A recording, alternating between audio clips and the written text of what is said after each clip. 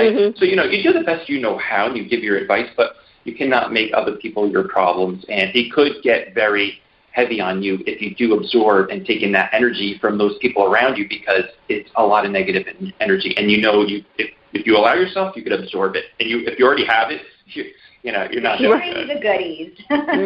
Right, sure. I'm a big fan of ABA therapy. I mention it in the book. It's basically tough love. That's something that we continue to implement. It's not so. I wouldn't say actually today we continue to implement ABA, because ABA is very, very repetitive. It's showing us that, like, if teaching a child to request something and having to do the same thing over and over and over and over and over again until they master that question or whatever it is that you're trying to teach them to do. But I'm a big supporter of the tough love aspect of ABA. And what I mean by that is, like, when Cade would flap his arms and flap his hands in public, I would grab his hands, place them down gently, and say, no, that is not acceptable behavior. Because I didn't want my child to highlight to himself that he is different, that there might be something, quote, unquote, wrong with him. So I didn't want him to draw attention to himself, and I felt like it was important as his mom to help him learn to maybe control those movements or control his screams, things like this, And it was quite successful, actually. If you don't allow autism to be an excuse for odd behavior, then you can get a lot out of your child. You can help that child become more mainstream, fit in, perhaps not be so isolated or maybe looked upon as, odd or whatever. I understand there's a lot of awareness today. Thank God. I love that. And I love that people in general are so supportive and so wonderful with their knowledge of people who have autism. So kudos to the world for, embracing that, understanding that, and allowing kids to be who they are. But I guess, 15 years is a significant time for all of this. And 15 years ago was not the same as it is today. Right. I remember being in grocery stores and Cade just making a high-pitched sound, and it aggravated the holy heck out of some woman on her phone, and she confronted me over that. And, it's awful when people don't understand. And I understand that there are people who still don't know about autism, and that's totally okay. I will not judge these people. But I didn't want Cade to be the target of, the ignorant people who don't know. I didn't want him to be a victim of ignorance. So I was very strong about my wishes that he did not bring that negative attention to him. And so it's very important that you teach your child, especially if they're very physically active, inappropriately physically active. Like if they do a lot of strange mannerisms and things like that, that can be corrected. And I always said to him, I said, if you want to do these things, please do them in the privacy of your room. Like if you want to flail your hands around, go have at it. But you're going to do it behind closed doors, because society is not going to be cool with you doing that in public. And so today, because we were able to implement this tough love, this, hold yourself down, do not stutter, do not say this. Like it's a little bit, tough.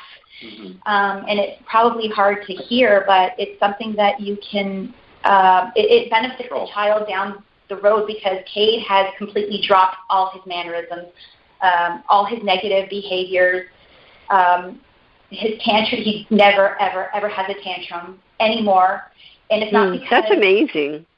Yeah, it's not because he wants to have a tantrum anymore. He recognizes that, that's strange, because we basically rewired his brain. I mean, it's totally rewirable. Right, you repatterned, which is, and with doing the pattern over and over again, it loses the old and introduces the new where it can stick. Absolutely, absolutely. Yeah. And there's many kids that grew up with Cade, and that, were very similar, but those parents did not adapt what we wanted to do. And you see them now today being 16-year-olds, doing the same thing as they did when they were, 3 years old. So, now, not to say that everybody's different.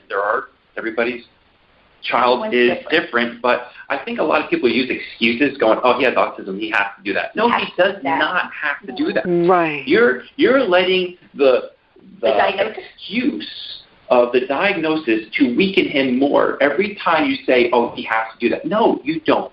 Okay, try. Yes. At least, sorry, I get passionate. Right. Try a little bit because, our son, we couldn't even walk him across 10 foot of a parking lot without him banging his teeth or his face or his nose on the pavement. He'd still be on pureed foods, just to let you know. He'd still be on pureed foods. He still would not be able to tie speakers. But, walking across a simple parking lot, we had a handicap sticker that we could park anywhere we wanted because it was a challenge to walk more than 20 feet. And you know what?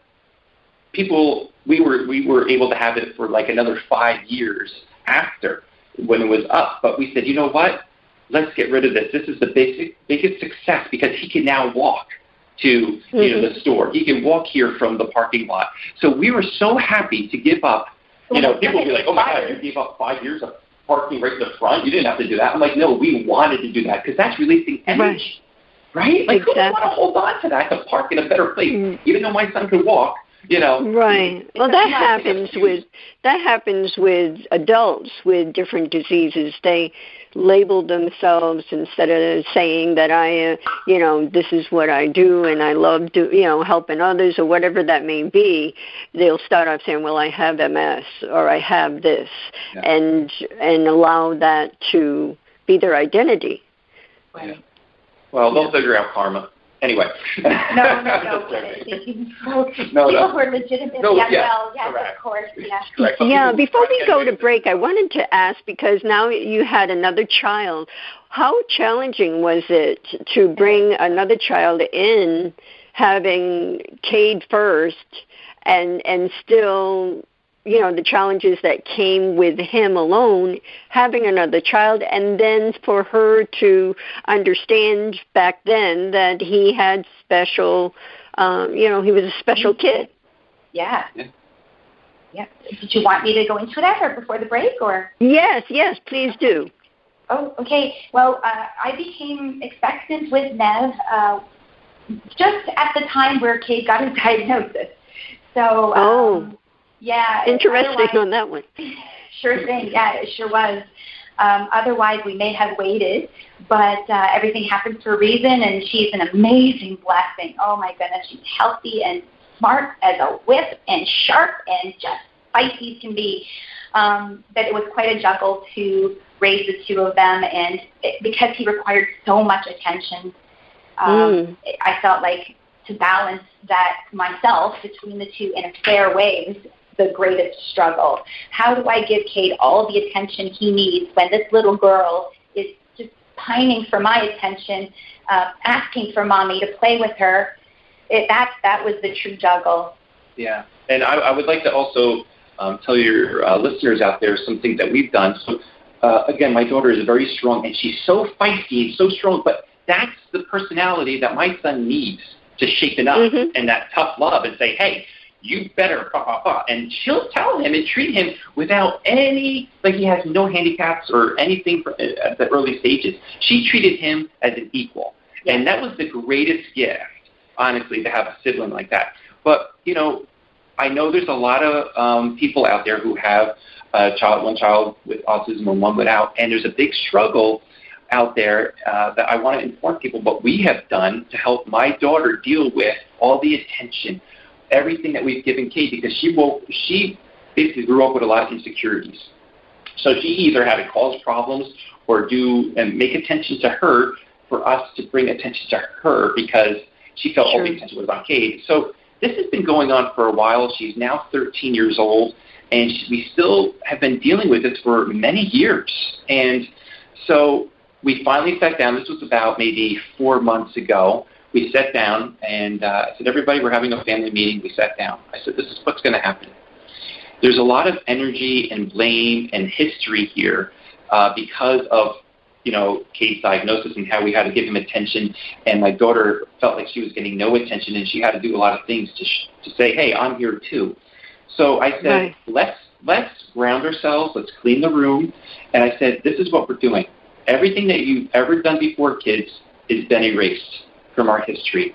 Anything that we feel that has always been repetition, or my daughter would always get blamed, not him, she would. So I said, everybody right now is a clean slate. It's like mommy just had 2 new babies, and they just popped out of mommy, and you know what? That is the energy we're going to go on.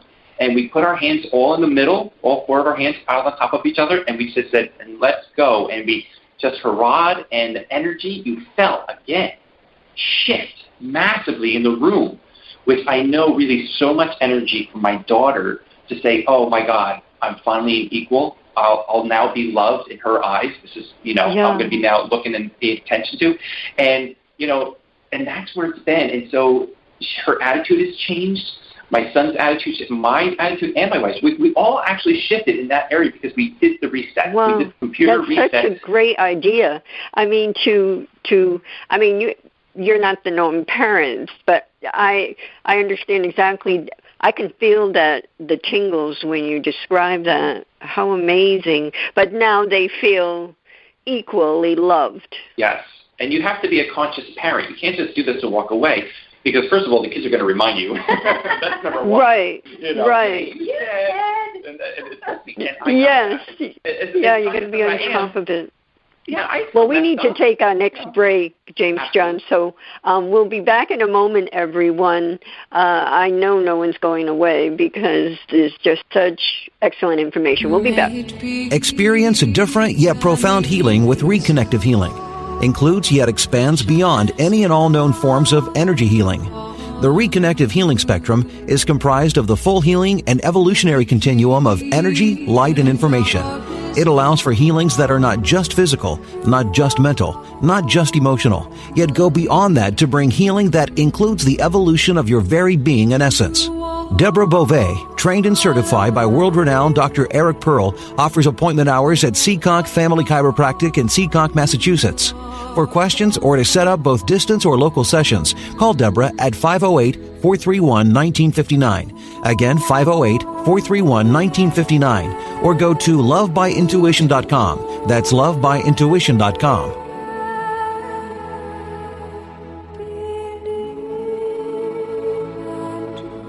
Looking for a fun and relaxing getaway? Omega Rest and Rejuvenation Retreats are a great way to unwind and renew your spirit. Stroll through the garden, relax by the lake, or try a daily yoga or movement class. You can stretch your body, quiet your mind, and do as much or as little as you choose. Located in Rhinebeck, New York, just 90 miles north of New York City, Omega's natural environment and quiet pace allow for extraordinary experiences to unfold. Learn more at eomega.org.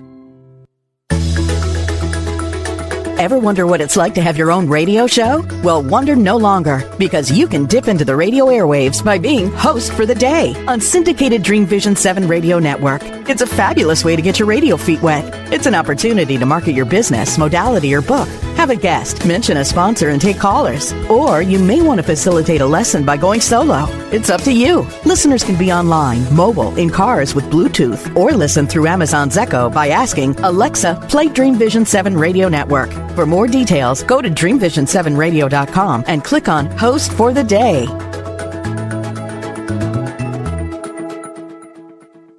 Are you searching for a way to help create global change? Dream Vision 7 Radio Network's vision is to have an eclectic group of radio hosts dedicated to educating, enlightening, and helping humankind with positive messages and tools that enhance lives using different modalities and programs. If you would like to join our team and help illuminate the universe, call Deborah at 508-226-1723 or Deborah at dreamvision7radio.com. This is Dream Vision 7 Radio Network, uniting mankind with universal love. Our shows are created from the heart, bringing each listener to a place of divine enlightenment. Breathe, relax, and enjoy. Let life flow. How old were the kids when you did that group hug and really giving them the lowdown of what you were going to do starting the next day or starting forward that moment? Well, it was about 4 months ago, and after we did that, you really felt So they were 13 and